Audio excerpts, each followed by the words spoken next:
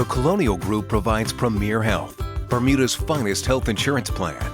And every Premier Health client can enjoy the additional benefits of wellness, an award-winning online health program with tools and community support to help you build daily habits that will lead to a happier, healthier, longer life. Colonial, where people come first. To start your journey to better health, well-being, and quality of life, call Bermuda Wellness and Outreach Center. Our team of physicians and dietitians, including Dr. Gibbons and Dr. Griffith Badlin, are here to help you with a medically supervised weight loss program. Call Bermuda Wellness and Outreach Center for a consultation. Ocean Rock Wellness is passionate about health and wellness.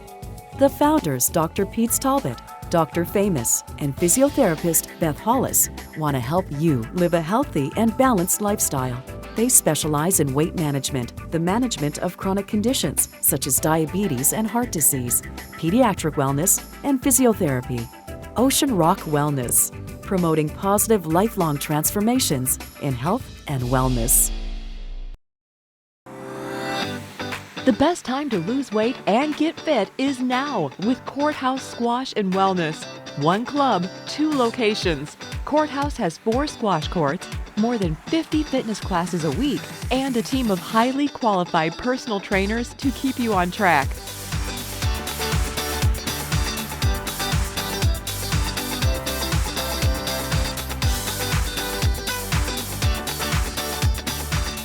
Courthouse has partnered with Natural Limited and its experienced nutritional therapist, Catherine Burns, to help you develop optimal health using specialized testing equipment such as the InBody 570. We will assess your body and develop a personalized exercise and nutritional plan that will lead you to a healthier, happier, longer life. Visit courthouse.bm or call 292-8357 to begin your healthier lifestyle today.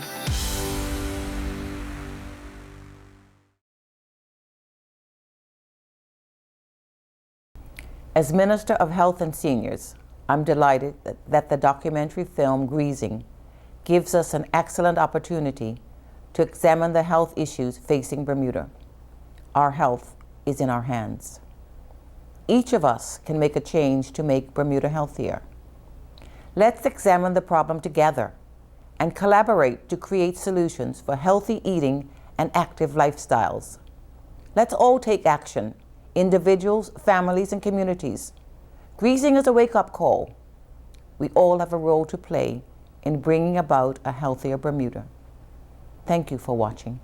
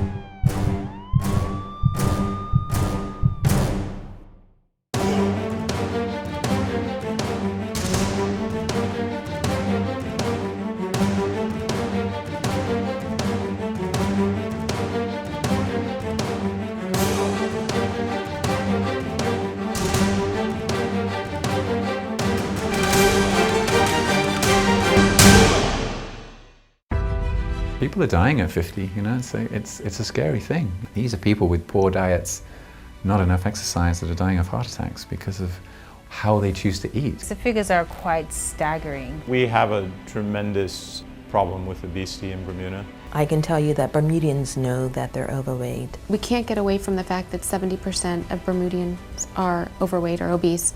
Over 74% of the Bermuda population is either overweight or obese. 74% of the adult population in Bermuda is either overweight or obese. About 74% of adults are either obese or overweight.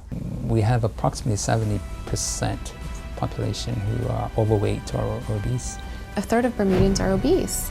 34% of persons are just obese, with an additional 40% in the overweight category. Obesity, just being obese, it's around 30%, so 1 in every 3rd person. And unfortunately, we have a culture where to be overweight, is acceptable. People who have a normal weight are the minority. It's a really growing concern when you talk about 74% of the adult population. That's like everybody. We're talking about a lot of people.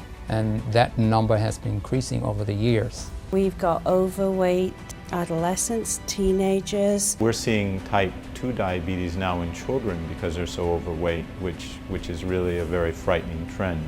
Most people think, well, what does it matter if I'm a few extra pounds? But, a few extra pounds leads to more extra pounds, and that leads to complications. So 10 pounds becomes 20 pounds, becomes 30 pounds, and all of a sudden they say, how am I 100 pounds overweight?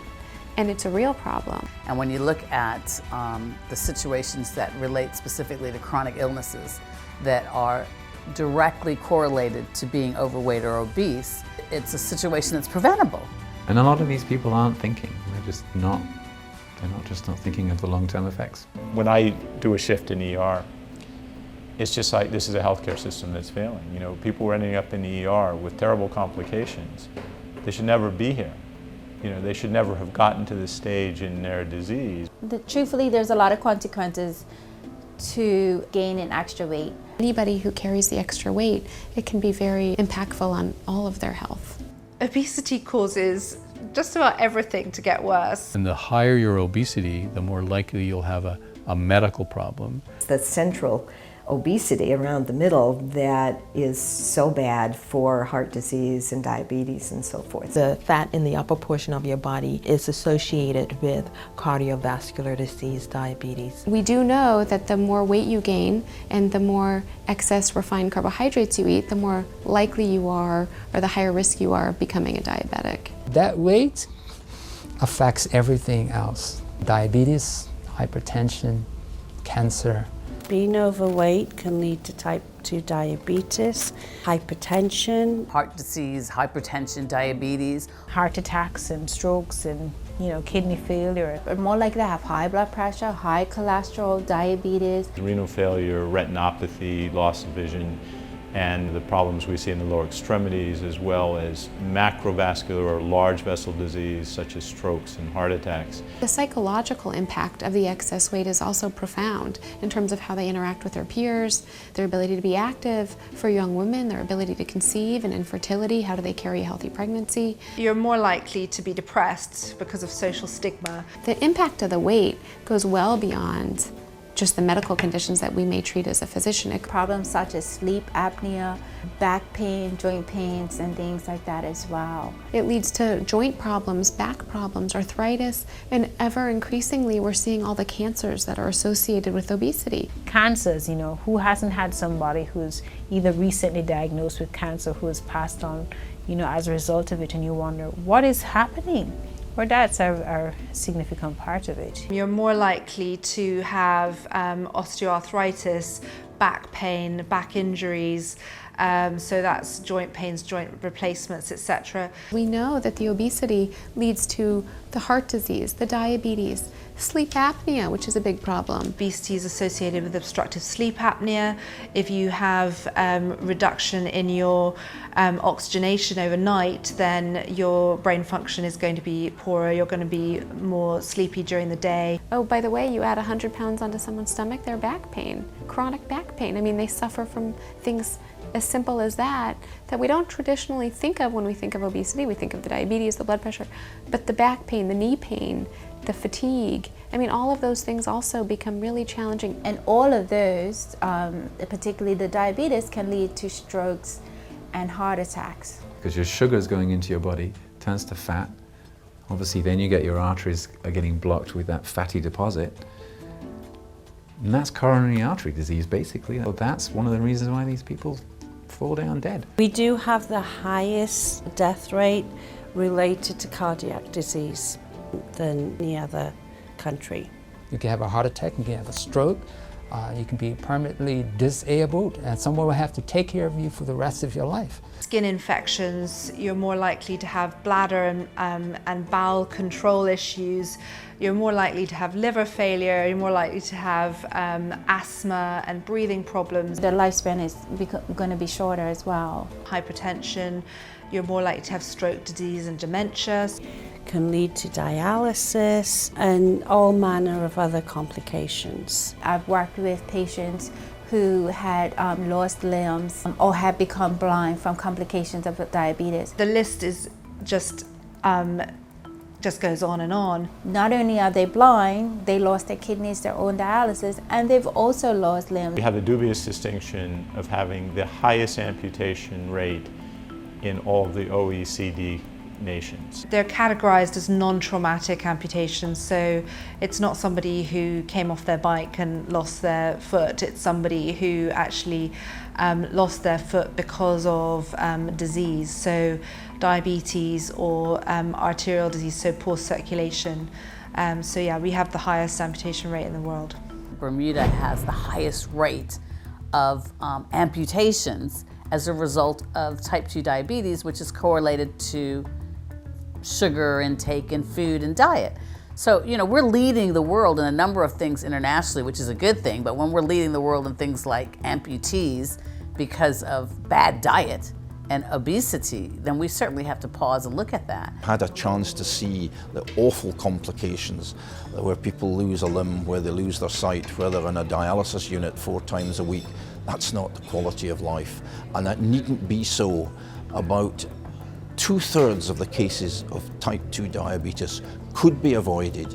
If you're around enough patients on dialysis and around enough patients who have gone blind from diabetic retinopathy, or around enough patients who have had amputations from, you know, the effects of vascular disease and diabetes, you know, that might kind of scare you the other direction. So it's no longer a cosmetic issue. It's actually no longer even just a diabetes issue. It's a full head to toe body issue where almost every organ in your body can be affected by the excess weight. All the chronic diseases that are costing us are associated, come along with that excess body weight. 50% of Bermudians have at least one chronic disease. We see how many of these chronic diseases are developing in our population, and the just continual increase. A lot of it is to do with obesity. We're looking at anywhere from 1 in 4 to 1 in 2 with a number of these what we call chronic lifestyle diseases. And when you develop a medical problem, you'll never get rid of that medical problem. So this is what we call chronic disease. And chronic disease is known as diseases that never go away. That's what chronic means. In Bermuda, there's 7,000 people roughly estimated to have diabetes. We have, you know, significant rates of diabetes. In Bermuda, 14% of our population has diabetes. In the US, it's 10%. In the UK, it's 4%. Well, the rate of diabetes in Bermuda is nearly 15%, but we can't just look at that on its own. There is also estimated to be another 13% of people who are at the pre-diabetes stage. There are projections that there could be as high as 23 to 24% of the population has diabetes. So we know that we're probably more likely at the 20 to 25% prevalence. But it's certainly so that the rates in Bermuda are high by European standards, higher even than America. If you look at women over 60 in Bermuda, 40% of women over 60 are now diabetic. That's approaching half of the population of women over 60. That is a very frightening statistic. Type 2 diabetes is on the increase, and it must be avoidable. With diabetes, when you have people who know that they have chronic kidney disease, they know that they have diabetes. They come in and they've got a toe that's got a sore on it. And you know, pretty much by that point, you know, when you start losing your toes, the next thing is going to be the leg.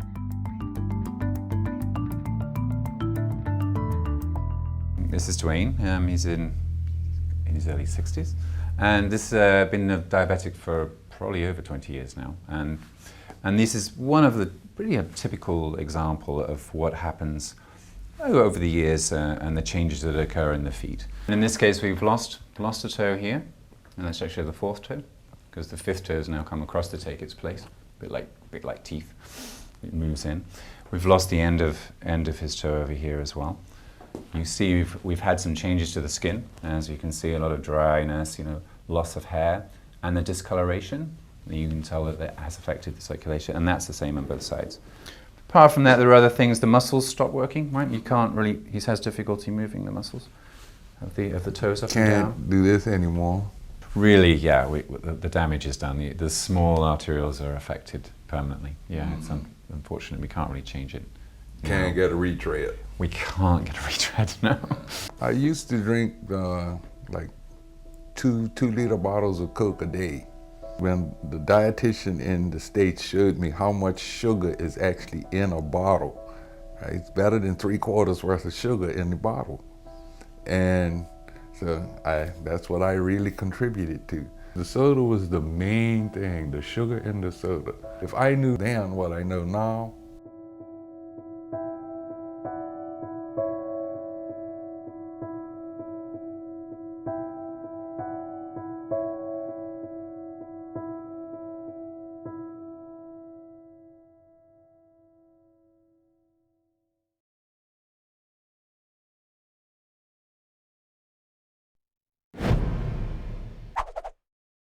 When you're overweight, you're at risk of diabetes. When you have diabetes and it's not well controlled, you end up with end-stage kidney disease, and the kidney disease ends up on dialysis until you can get a transplant. Obesity tends to be a risk factor for diabetes, and diabetes in turn is a risk factor for end-stage renal disease.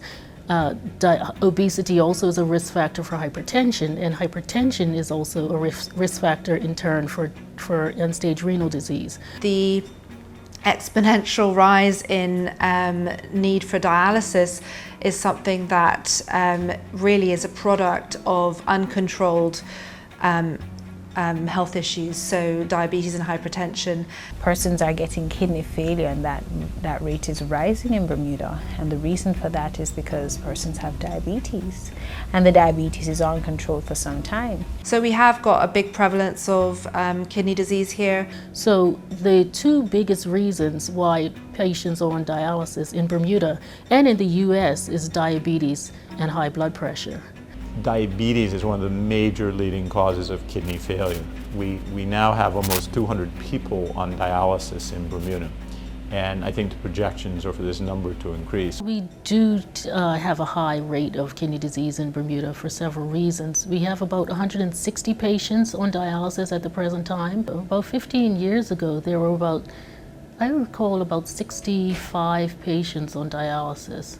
So it's grown quite a bit in the last several years. We run our dialysis unit from early 4 in the morning till midnight at night to accommodate the patients we have now on dialysis. A typical patient is on dialysis 3 times a week, and each dialysis session is about 3 to 4 hours at a time. It can be uncomfortable. It's certainly, I think of it as if I were going on a trip, riding in a car for 4 hours, I certainly would want to stop and get out somewhere along the way, and I can't do that. You have to factor in, travel to and from the dialysis unit, time off from work, time off from your family obligations and so forth. It takes that much time out of their lives that they don't have to spend doing something that they really would rather do. Diabetic kidney disease and hypertensive kidney disease tends to just progress. There's no real cure for that. We know that people who have diabetes in particular who go on dialysis have a much shortened lifespan than people who don't? I mean, everybody who's pretty much sitting on dialysis is a story, you know. The stories are, they're too similar. It's almost, everybody's story is almost the same. You know, half the patients who end up on dialysis are products of just, you know, and I'm not being judgmental. It's just unfortunately the way that we live now with the fatty foods. You know, we're busy. Our lifestyles are busy, you know, we're just eating on the run. So, you know, the high cholesterol foods are leading to heart disease and vascular disease, and, you know, that's adding to the diabetes that you already have because of your obesity from your sugary drinks and in your sedentary lifestyle. And then, you know, it's just, basically, this is a Western disease and it's a controllable disease. Take heed while you still can, because I see too many people coming through here, too many young people coming through here that really don't have to be here.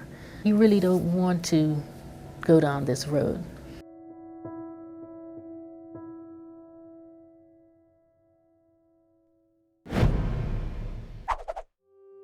A number of years ago, we had a client that had a very, you know, catastrophic event. He had a major heart attack and nearly died. He was air-vac'd to the States and was actually in hospital for about 6 to 8 months. He had heart surgery, then he had further complications, then, you know, certain organs started to shut down. After, you know, 6, 7 months being inpatient in hospital and $700,000 worth of, you know, medical claims, he returned to the island, and I actually bumped into him in a local bar restaurant as he was smoking his cigar and had just finished a, you know, a very nice dinner. And I said, you know, how are you doing? How's your treatment plan going? You know, I know we approved a clinical, you know, exercise program for you. How's it all going? And he laughed and said, everything's well. As you can see, I'm not really following the treatment plan. But I'm not too worried about that because my mechanical heart, that's going to give me another 5 years. And I figure, you know, if anything goes wrong, I'll just get a replacement. The problem with thinking that we're going to magically cure somebody with a pill in the field of obesity is that we actually don't have a magic pill. An individual may have a particular heart issue and we have to send them overseas to get bypass or stents. And that could run up to $150,000 for one person. It's not like other medical conditions. We don't have a treatment that reverses the disease. When you look at it, why is it that this condition, what was the underlying factors? And when we look at it, it's lifestyle. So it was band-aiding the problem as opposed to correcting the lifestyle. It was a little heartbreaking because I couldn't understand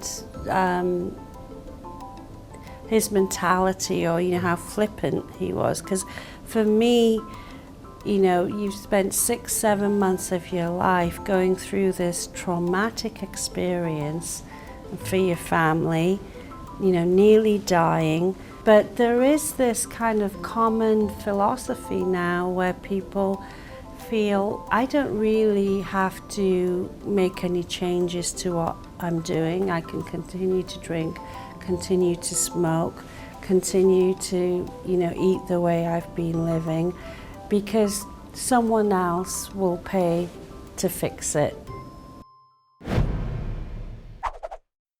We know in Bermuda that what we spend on healthcare is high, and it's high compared to other Caribbean islands. So we have a huge problem right there. Next to America, we spend up the most in terms of healthcare dollars. But the question is, you know, with all of those healthcare dollars, what's the impact? You know, are we healthier because of it? And the data suggests that we're not as healthy. Some blood tests can cost anywhere from $250 to, you know, $1,000, $2,000. One of the most common drugs that's been, you know, prescribed, cholesterol, hypertension, can cost about $20,000 a year. A diabetic, that can quickly, like 12 to 15,000 a year. So we get increase in the diabetic population. Keeping them alive costs twice as much, I think 2.5 times. I think there's a figure. I think you can find out the figures, but it's something like that to insurance companies. I think diabetes alone has the potential to bankrupt us in terms of medical care in Bermuda. Just this one disease. As soon as you have an amputation, then the costs just rise, you know. There's some projections that the cost of amputations alone in Bermuda could be as high as $70 million a year, based on our number of diabetics, based on productive days lost when people can no longer work because they have diabetes, based on overseas referrals for vascular reconstruction following a minor amputation. So, you know, that's a huge amount just for one aspect of diabetic care. We're seeing more people on dialysis. The cost of dialysis, someone who is on dialysis and just in maintenance, that cost is $250,000, 250,000. We're all paying for it, and that's why our premiums are going to go up and continue to go up. The insurance is pooled, and we are all you know, contributing. So yes, the healthy people will subsidize those that are sick. So how do you fund healthcare? You know, you have more people with entitlements, but are you going to tax the people who are still working half their salary, 3/4 of their salary, to pay for a growing population with significant comorbidities, comorbid disease, diabetes, hypertension, you know, strokes, cardiac disease, chronic obstructive lung disease from smoking? It's just not sustainable.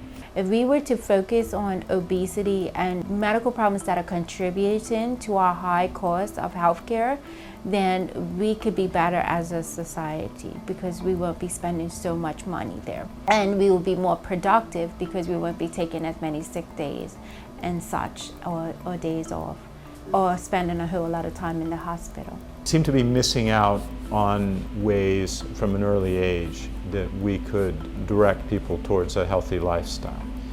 And I think that's very unfortunate. And I don't think as a society it's a sustainable position. But at the core, the lifestyle is still critical to all of it. But then when we're getting insurance premiums that are going up and a healthcare system that's not sustainable, primarily because of a lot of preventable illnesses, then I think that it gives us cause for pause to say, well, hang on a minute, maybe we should be looking at some forms of legislation to encourage good behavior. The money required to treat amputations from diabetes, heart attacks, stents, replacements of valves, et cetera, is just going to overwhelm any budget. We're too small of a population to be spending so much money on health care, primarily because of preventable chronic diseases. So when you begin to really hone in on some of these issues, then you can start to really deal with the root problems that, you know, is really causing the challenge of obesity that they have. We are almost getting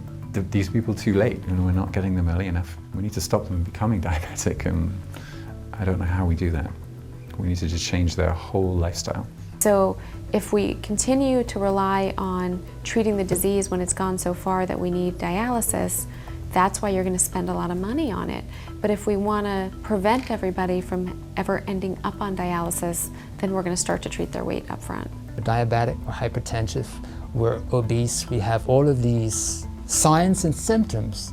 The real problem is the lifestyle that created it.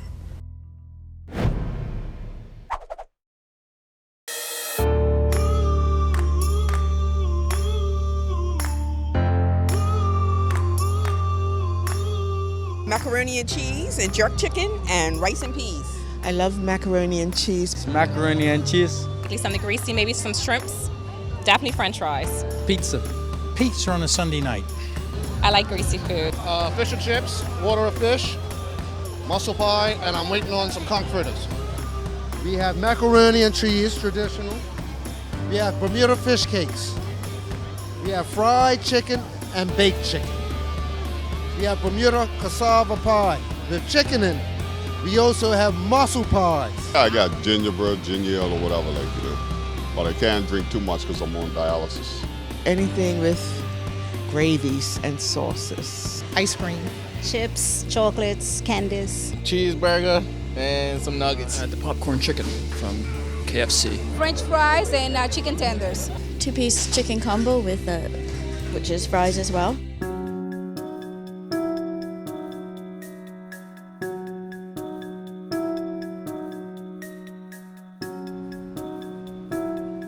A common dish that Bermudians have is like macaroni and cheese, and there's a lot of cheese mixed in with it, and it's cheese on the top, and then we have fried chicken along with that. So we're having things that have a lot of calories, right? And these high calorie foods, high in fat, that adds to weight. I have quite a few patients who seem to like deli meats. Some like macaroni and cheese, and then of course there's white rice. Then you're talking about what you're going to be having for dessert. There's the gingerbread, there's Furian pie, which is full of sugar. These are some of the staples that Bermudans really enjoy. Our culture has a trend towards high caloric foods. So it's not just peas and rice and macaroni and cheese, it's potato salad, scalloped potatoes. So you will find pastries, and not one pastry, maybe 2 or 3 pastries. If it's usually a male patient tells me that their partner, wife, bakes, I ask them if she's on their life insurance. Because I think they're just trying to send them on their way. So codfish is good, and potatoes have their role, but when you get them together and put them in a frying pan and fry them down, you end up with a situation where that caloric value is pretty high. When I was growing up, give me mac and cheese, right? Lots of mac and cheese, lots of fried foods, and my mom gave me vegetables, Man, later for the vegetables. I don't want no vegetables. Learning from patients. So, they go to the church meetings and everyone takes a dish. What is that? Like, it's macaroni and cheese, peas and rice, fried chicken. Very often fried chicken's thrown in there somewhere.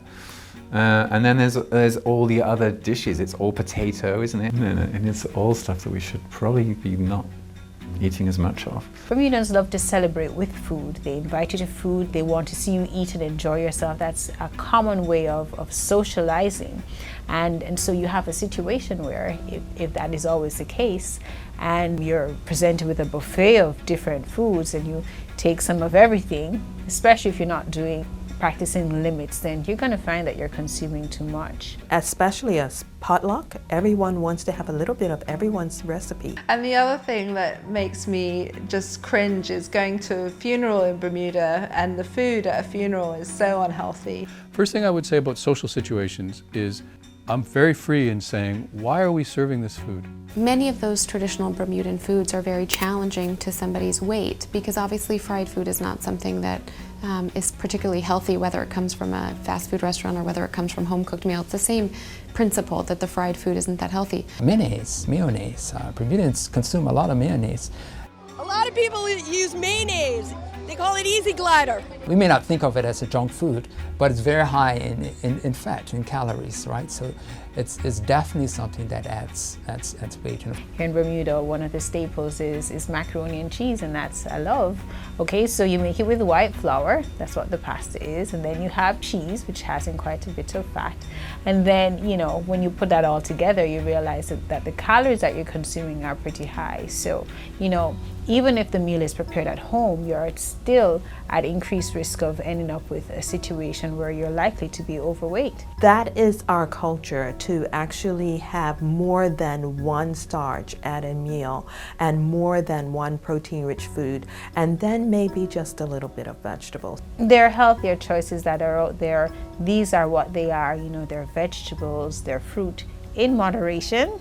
Okay, there are whole grains that you can enjoy. And in a country like Bermuda, which is blessed with a perfect climate, it should be possible to have access to natural fruit and vegetables and they should be eaten rather than the fast food. We don't have McDonald's, we don't have Burger King, we don't have Dairy Queens and things like that, except for the KFC. We still have enough restaurants where you can get quick foods, and even the quick foods you find in the grocery store. And those foods tend to be unhealthier and can lead to excess weight gain. Even though we don't have the formal fast food restaurants, outside of, say, in KFC, which is around, you do have local stores that prepare local staple, and it's not healthy foods. Anywhere I can go to get anything that takes a very little time to get is not good for me. I think pretty much everywhere, and I complain about it all the time. A lot of the Chinese food, the Chinese food in St. George's is dreadful. Pizza, that's another food that's on the rise. You go down to certain stores, you see people coming out and they've got these huge pizzas. Pizza. Pizza is just a whole pile of fat and sugar, really, isn't it? I can't think of a single donut that has any good nutrition. The donut shop keeps on expanding and opening new premises, and I tell him he's spreading diabetes. So it's white flour, it's sugar, it's fat because of the frying of it. It's calories, and there's nothing that comes with those calories. So we talk about empty calories, and things like that are pretty much empty calories. And if you ate a banana, you'd probably feel a hell of a lot better than if you went and had a donut. Those donut shops and yogurt shops will eventually lead to a referral to the doctor because you have hypertension, diabetes, hyperlipidemia, low back pain from obesity. The donut stalls, the treats and things like that, those sorts of types of restaurants or those types of vendors are selling very sugary and sweet things. And we know now if you're doing that every day or even on a weekly basis, then it could be leading to excess weight gain. The yogurt places, right? So these are sprouting up and becoming very busy. And and it's just sugar, right? So it's just sugar. So you think you're having something healthy like a yogurt, but it's full of sugar. It's full of sugar. What are the eyes supposed to do? And it's nicely and brightly colored, and the children want to go there. It's all of these things. It is very difficult. And this is why I'm saying to you that we have an environment around us that does not promote healthful living. So we get inside a grocery store, we really want to know what it is that we're looking at. What does that food say it is, and what is actually inside that food? What makes it a healthy choice? What doesn't make it a healthy choice?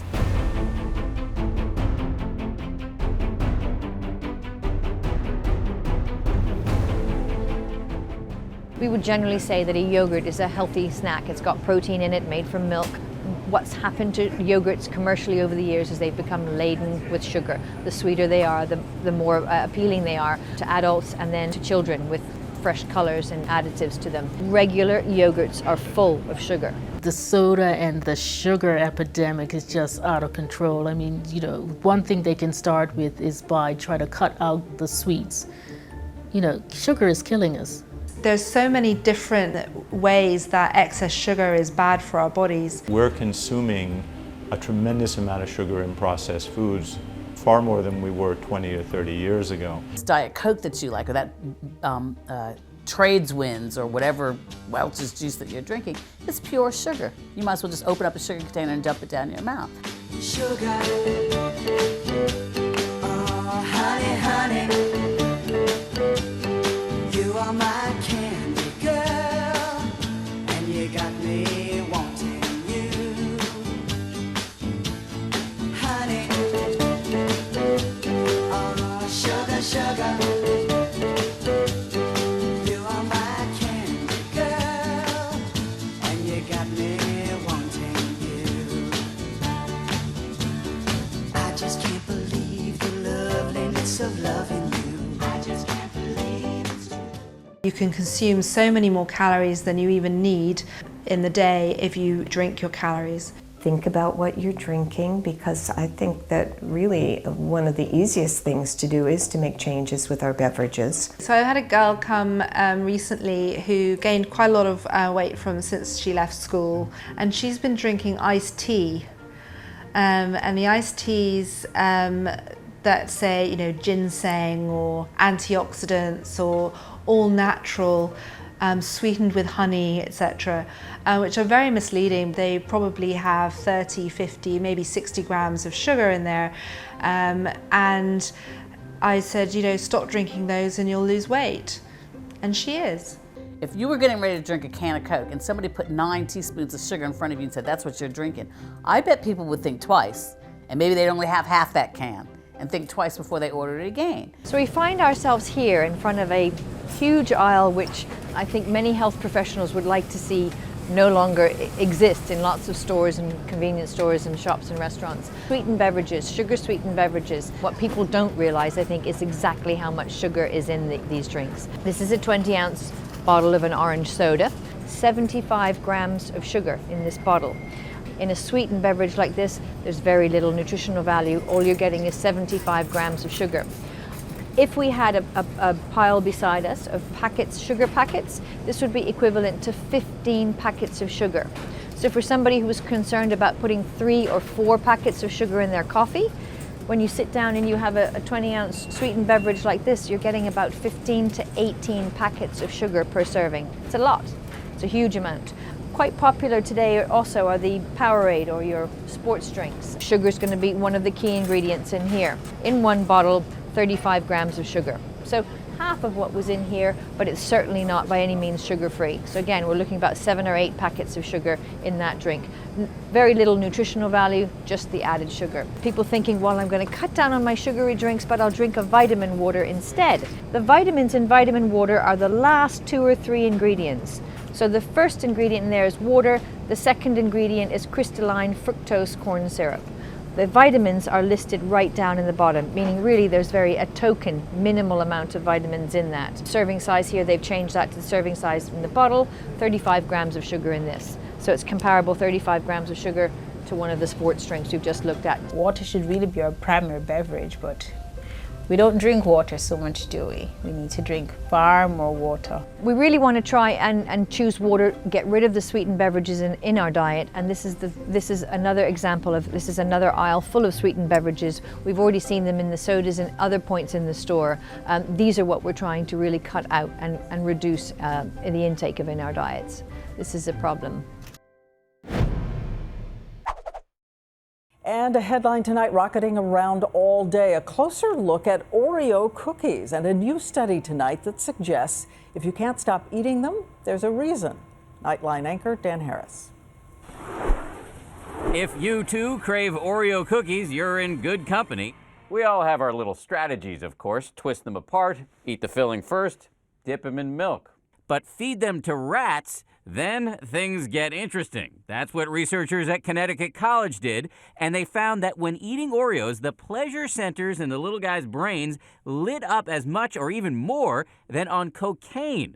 Sugar has an addictive-like quality. When it comes to the high sugary foods, they can be just as addictive as some of the drugs that we're familiar with, such as cocaine and heroin and those things like that. They play on the same brain centers. We know that by high-level scientific examinations where you would do a scan of the brain, and this scan would allow you to see brain activity. Most people would recognize this because they perhaps have seen on television this picture of the brain showing the brain in colors, where parts of the brain might be bright red, other parts of the brain would be like light blue and some dark purple. And the following 2 substances will light up that limbic system equally. And those 2 substances are sugar and cocaine. If you do functional MRI on humans, actually, the same areas of the brain light up for addicts, whether it's alcohol, cocaine, heroin, as for obese people who crave sugar and salt. When you start to eat sugar, you get pleasure in the brain, in the dopamine pathway, which is the same way that drugs operate in the dopamine pathway. So it's more addictive than cocaine and heroin. As soon as you eat sugar, you like how you feel, it makes you happy, but then what happens? You get a spike up, I feel good, and then you crash. It's just like opioids or different drugs. But you do get changes in your brain chemistry. There are 3 factors that are associated with addiction in terms of food. Foods that are high in salt, high in fat, and high in sugar. The 3 culprits are salt, fat, and sugar, particularly sugar, that stimulate the addictive parts of the brain. If you look at models of animals who were given the choice between sugar versus cocaine, 9 times out of 10 they actually choose the sugar syrup because the sugar's qualities and pleasure in the brain and where it makes us feel good are actually more powerful than the cocaine. It's been demonstrated repeatedly that animals will prefer sugar to cocaine. So when you double the dose of cocaine and leave the sugar dose at the same, animals will not switch to cocaine, they will stay with sugar. There are some studies with rats who were actually addicted to cocaine. And when given the choice of having a reconnection with cocaine versus a very sweet, syrupy, sugary substance, the rat chose the sugary substance over cocaine, even as the rat was already addicted physiologically to cocaine. What has been demonstrated is those rats will consume that to the point of death. And a lot of people are essentially doing that. So that's a pretty scary prospect when you then think about sugar added to many of the foods that we eat, particularly processed foods. So we've seen it in rats, and then they've got translational research into humans that it's exactly the same in humans, that it is a really addictive substance. Would we say it's okay to put cocaine in children's cereal? Would that be acceptable? Could we have, cocaine flavored ice cream or yogurt? And that may sound a bit shocking and absurd, but from a scientific point of view, if cocaine and sugar have the same effect in the brain, then when you take morality and legality out of it, they're the same substance, except maybe sugar is more dangerous. So what do? You go for more. You go for a few more M&Ms, a few more Skittles, another cookie, a few more cookies. You get a high, you crash. I believe those manufacturers are actually putting ingredients in there to make people want to come back. We have adverts on TV that even sort of tongue-in-cheek poke fun at the fact that bet you can't eat just one. And sure enough, the whole bag is gone. No one can eat just one. Every time you drink sugar, you're creating a stimulus in your brain that tells you want more of that. You never get that full feeling from it. You're going to overconsume your calories. So their mind, when it comes to thinking about food, often act like how we would see somebody who is addicted to another drug. And there's even some reports that the actual food addiction is actually stronger than some of the other drugs that we see. There are some places that you go to and all you have to do is say the name and people are, yes, let's go there, and they will go there every day. And they are high caloric density foods. So you begin to wonder, what on earth is inside of that makes you want to go back? And what is that food doing inside of your brain, triggering inside of your brain to make you want to go back? It's no wonder people struggle when they start to eat these foods because it gives us pleasure, it gives us a great feeling, but it also gives us the negative health consequences when we have too much of it. Some people who are dealing with obesity have genuine food addictions. Most people don't think of addiction to foods. Putting it together, addiction is something else. It's with a substance or gambling, something like that. So, connecting the word food and addiction, I think is going to be an eye-opener for some. In the midbrain is a system called the limbic system. And this is where hunger and fullness are, and this is where the emotional centers of the brain are. And these emotional centers is where the addictive potential of the brain is. And so this is the part of the brain that sends signals like, I want it all, I want it now. As soon as you tell people you can't have macaroni and cheese or you can't have scalloped potatoes, their mind goes towards, when I have it, I'm going to eat a lot of it. You're going to sit back and go, oh yeah? Just watch me. In terms of these particular donut type shops, that's more in terms of the addiction quality and what it does, it sets you up. And when we're young, this is one of the dangers, and the child does something that's good. and we reward them, and we give them something sweet. If you eat all of your broccoli and all of this, then we're going to give you this dessert or what have you, right?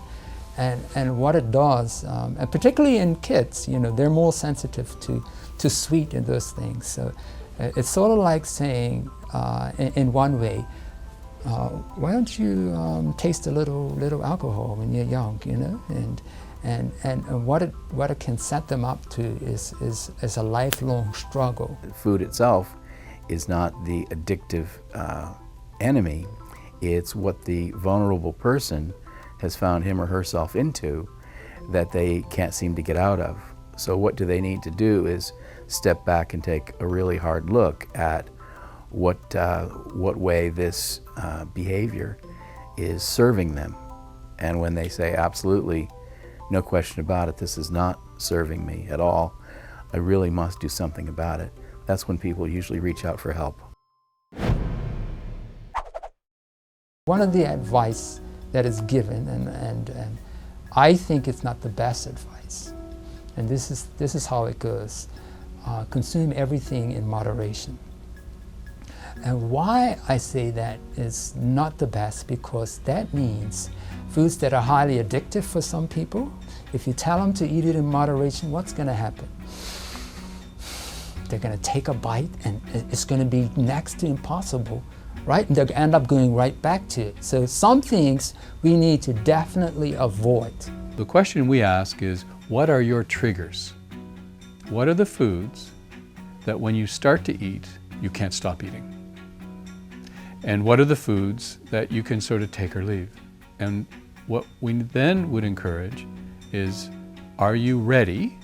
Do you have the motivation, the drive to eliminate from your diet those trigger foods? And notice what I'm saying here is that we don't really believe that people can have willpower to overcome those triggers. The evidence is fairly clear. If you have a food that basically once you start eating you can't stop, then you may have to decide to divorce that food. Because we believe that what happens is that when you start to eat that food, it stimulates this addictive center in the brain. And that is such a powerful signal that the best way to address it is to actually eliminate it from your diet. If you can't handle just a little of it, then you need to just break free from it and just eat more plain foods, at least for 6 months, until you can get to a place where you have more control over your eating habits. I mean, I know, it's hard to go cold turkey with, your junk food and your sugary drinks and so forth, but not only will it help in your weight and the way that you feel, but, you don't want to go down the road of dialysis. The mind, all things are possible, when you make your mind up to do something, you'd be surprised. Some persons just quit smoking like that. They didn't need to go on a patch or they didn't need to chew a gum. They just decided, I'm just going to do this. And so your commitment to doing something helps. Have you ever given anything up like that in the past? Is that the kind of person you are who says, you know what, for me, it's just better to say, done, I'm over. And if you've had success like that, or you're interested in trying that, then give it a try. But if you said, look, I've tried that before and it doesn't work, or I'm not really confident that it's going to work this time, then we have alternative approaches. Weaning yourself off. So it's like anything, I think, if you're going to cut out sugar, it may not work to do it, one day have a lot and the next day have none. You've had persons who've been really trying to lose the weight, but they have an emotional connection with food. Food is emotion. The language of eating is, what do you feel like for a snack? What would you like for dinner? What do you want for breakfast? Like, feel, want is the language of food. Just focus on weight loss here, but we really focus on helping people to understand their relationship with food, to understand the triggers that they have, to understand that, well, I have a food addiction, I have a certain love here, and that, those associations have to be broken. There is an intricate connection between eating and emotions. There wouldn't be any of us who do not have comfort foods. What are the comfort foods? What are the foods that Bermudians would be near and dear to their heart, either part of their culture. This is the way Bermudians have always eaten, or part of the family structure. I remember when my mom used to make this when I was a child, and those are the foods that I would gravitate to. My mom makes the best macaroni and cheese in the world. Well, I wouldn't know in the world, but I know it's the best where I'm from.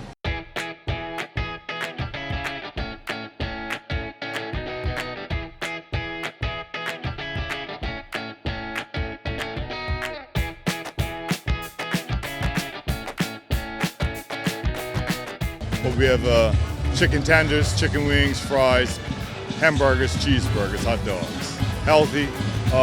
You have to use your imagination on that thing. I'm serving macaroni and cheese, peas and rice, fish and chips, fish cake, jerk chicken, fried chicken leg. Traditional macaroni and cheese made in Bermuda. Macaroni and cheese, yes. Barbecue chicken, spare ribs, cassava pie. This is macaroni and cheese, Spanish rice.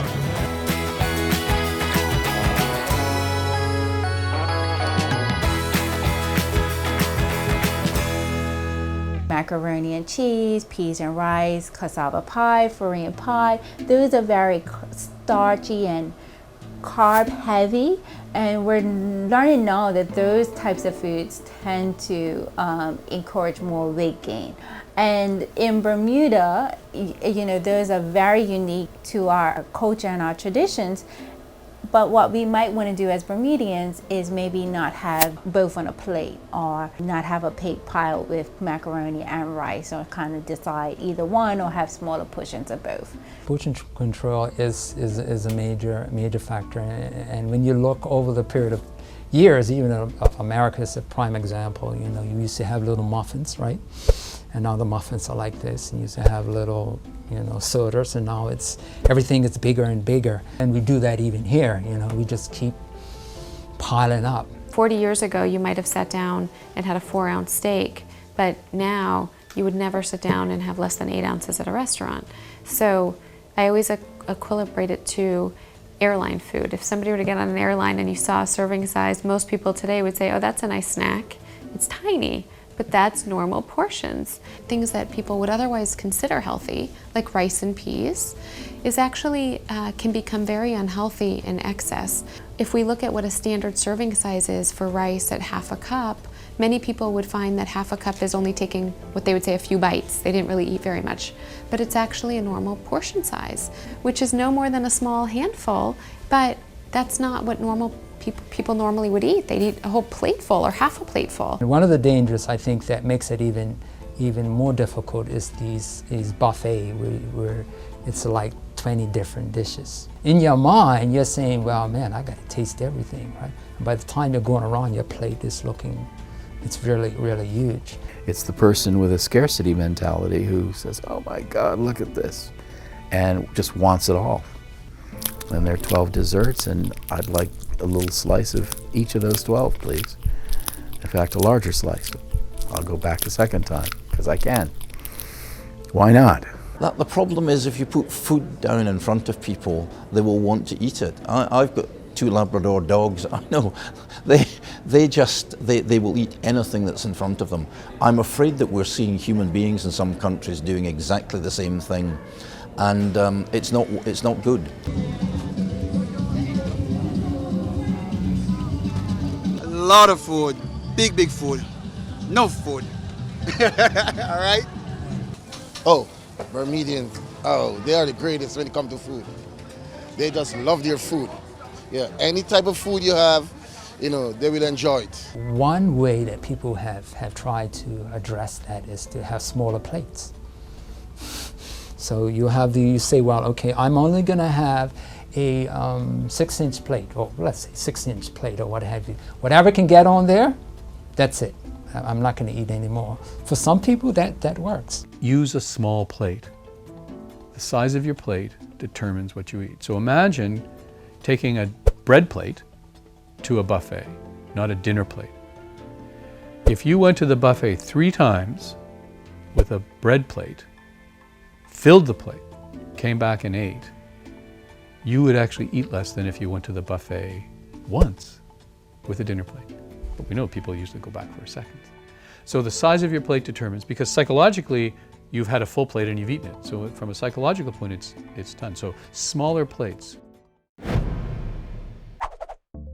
A lot of people struggle is actually at nighttime eating. They have dinner and then they keep going at night. They eat too much and the snacks keep coming and they graze. Here in an aisle, the snack food aisle, it's a nightmare of an aisle to try and find any healthy choices. We come down here in Bermuda in an aisle that has potato chips in it in the week of a hurricane or any stressful or holiday season, and this is empty.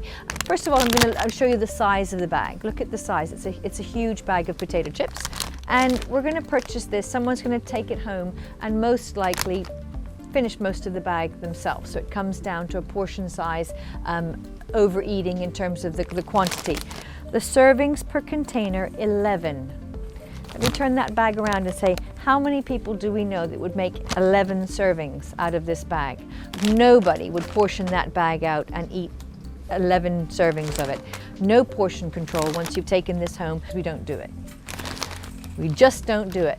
People buy chips in 300-gram bags of chips, so big bag of chips. More than anyone would have, like 10 serving sizes. And it's a very common phenomenon for people to say they sat down, opened the bag, and like they realized an hour and a half later the bag's empty. And they may even think, how did this bag get empty? I don't think I ate the whole bag. And then they realize, well, no one else came into the room. That's mindless eating. And it's tremendously common. And where we might encourage people to actually separate eating behavior from other behaviors. So that if you're going to watch TV, you watch TV. If you're going to eat, you go into the kitchen, you sit at the table, and you eat. And for many people, if they separate those behaviors out, it helps them control the amount of mindless eating. Everybody loves ice cream. Everybody loves a bowl of ice cream. This says that there's 4 servings in that. So most of us who buy a little Haagen-Dazs, not many people I know will take 4 servings out of that. That might be 1 spoon and a good TV show and that whole pint of ice cream goes. That's deception of packaged foods, because you know they tell you how much is a serving, but everybody eats the whole thing. So you're saying to yourself, there's 6 servings, I've eaten 3, I should stop, and you don't. There's 6 servings, I've eaten 4, I really should stop, and you don't. The only effective way of stopping is not bringing that tub to the couch. So the question is, well, what are we doing? Okay, if we're saying we're doing everything we should be doing it, then why are we going up this steep hill? And that's because we're not really getting at the root. We may be unaware of it, but it's pushing at us. If we don't make a concerted effort to push back, we're not going to get very far. We now know, what sugar does to the body. Nobody's trying to conceal anything, so why don't we address that and deal with it from an advertising point of view, as well as perhaps a taxation point of view. We need to shift this to include not only clinical health services, but policymakers, politicians, etc., etc. How do we examine the food industry and how it could advertise? We're sort of like saying, I don't want to rock the boat. I don't want to, you know, this is a financial business that thrives on this, but it's pushing stuff that's creating the problems. And so we need to step in and say, okay, you know, this is what it's going to do. How do we protect the population health when sugar is more powerful than cocaine? The Bermuda Diabetes Association is not going to have a bake sale to raise money for the Diabetes Association. There's just no way that we would do that. Is it okay to collect money for a school sport team by selling cakes and cookies and pies when that's contributing to the problem? Or should we take a different tact for money raising that doesn't involve some of these foods that expose people to the addictive centers? It's nice to see sometimes people are doing car washes to raise money for charities, etc. I mean, these sorts of things are obviously going to be better for our community than bake sales and fish fries. If we're going to look at trying to create a healthier population, for all the reasons that I mentioned previously, then those are things that we have to also consider as to whether or not we allow for certain unhealthy products to be the sponsor of certain events that are going to be highly attended by children and family. It's no different than recent legislation insofar as restrictions on tobacco advertising. With regards to Coca-Cola or other companies like that sponsoring sporting events and children's sporting events, that's a worldwide problem. And you know, it would be great if Bermuda would go against the grain and say, we don't want that. If a really concerted effort is to be made, then the government would really benefit from stepping in and doing something if they're serious about health. Something similar to what has happened with, you know, the cigarette companies, for example. And even with the sugar tax, you can look at spending that money on education. You really need to start to have a paradigm shift in the way the culture thinks about it. All stakeholders have to be involved and everybody has to do something. There's no magic bullet, there's no magic solution, there's no pill to pop. I think that the environment needs to change, it needs to be supported by government and legislation. We're living in an environment that is not pro-health. And so if we don't push back, then people are just going to be, you know, moving in the wrong direction. It all has to start to shift. You know, New York did this where they put calories on menus as a way or a hopes to help to make a cultural shift in what people are choosing. Now, whether you'd ever do that in Bermuda, I'm not sure, but being able to give people the tools and the knowledge to make the right decision is very helpful. A lot of people think that because my mom or my dad had diabetes or had high blood pressure, oh, you know, it's kind of inevitable. Well, I just want everybody to know that it's really not inevitable. And people have a lot of power over their health.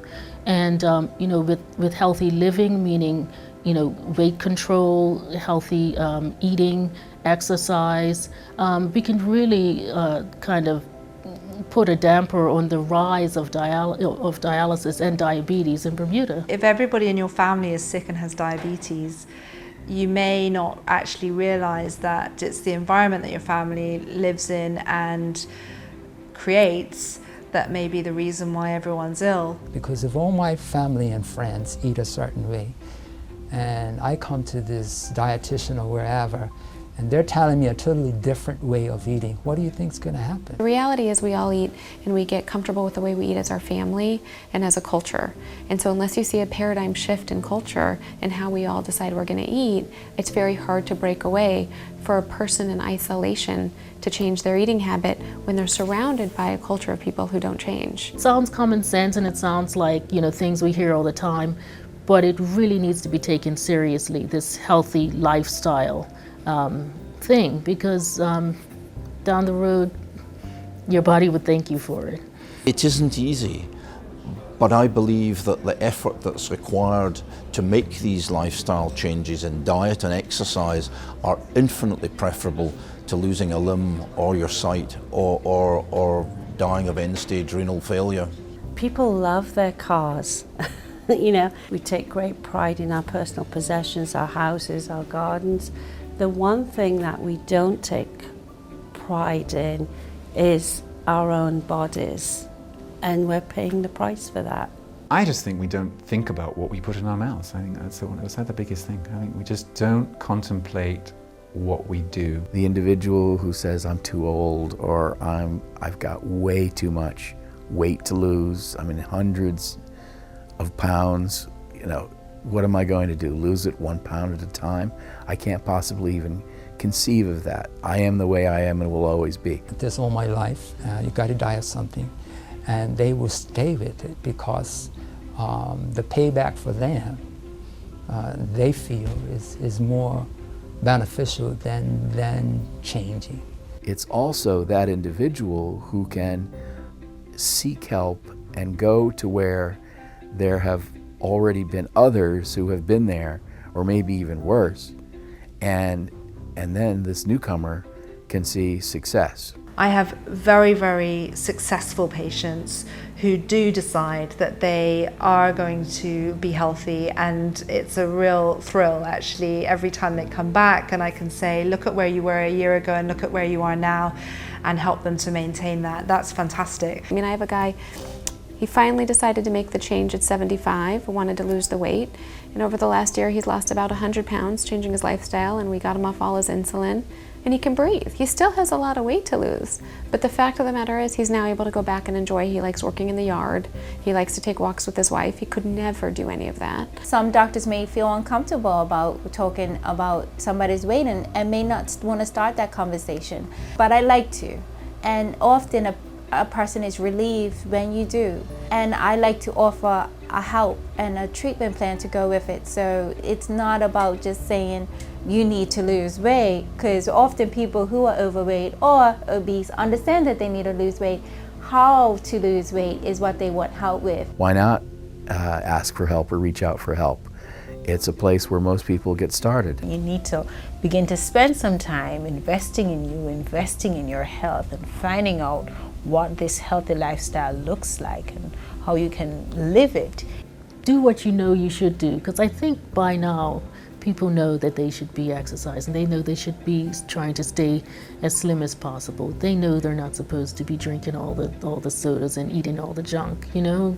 They know they're supposed to be eating fresh, healthy vegetables and fruits and so forth. We have a problem, and the solution is to change the way we live.